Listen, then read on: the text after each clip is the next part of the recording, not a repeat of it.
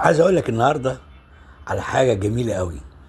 في بعض مطاعم لما تخشها مع اصحابك هتلاقي واحد يقول لك ايه، اوعى تفوت سلطه الروكه. الروكه دي لازم تجربها. طبعا انت هتبقى مكسوف، يعني مش عايز تساله ايه سلطه الروكه دي. يا سيدي انت قبل ما تطلب خد بالك، هو هيجي لك طبق فخم جدا، بس هتفاجأ انه طبق جرجير. ايوه، كل اللي هيجي لك طبق جرجير، بس اسمه سلطة ركة. طبعا الجرجير مهم، ما بقولكش مش مهم. ده الورقة الصغيرة بتاعته فيها كمية فيتامينات ومعادن، حديد وكالسيوم وبوتاسيوم ومغنيسيوم وزنك وفوسفور، حاجات كتيرة قوي.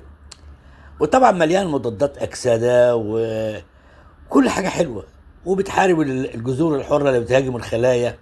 لكن المفارقة انك انت هتشتري حزم، يعني حزم الجرجير بأقل من 5 جنيه، هتاكلها في المطعم بأكتر من 200 جنيه. ما تتكسفش لما يعني حد يقول لك جرب حاجة، اسأل ايه سلطة الركة.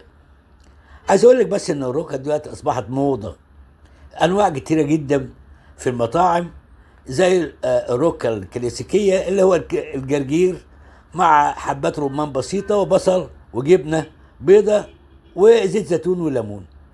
وفي نسخ بقى يونانية، يعني صلصة بالعسل وطماطم وتين وصنوبر.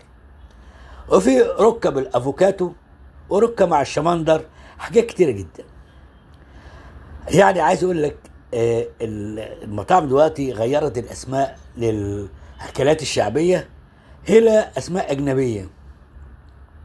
هتلاقي بقى يعني سلطة جرينز او سلطة ركة. فخد بالك احترس، لان الحقيقه بتتدبس. يعني بدل ما تروح تشتري يعني حزمتين جرجير ب5 جنيه، هتاكل طبق سلطه وهتدفع فيه 200 جنيه.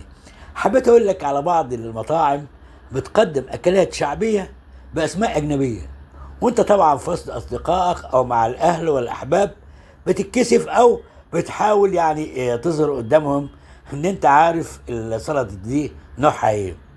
هجمل ما في الموضوع بقى ان السلطه دي انتشرت واصبحت في اغلب المطاعم اللي هي يعني شيك شويه، بس في نفس الوقت هي مفيده ومغذيه، بس في نفس الوقت غاليه.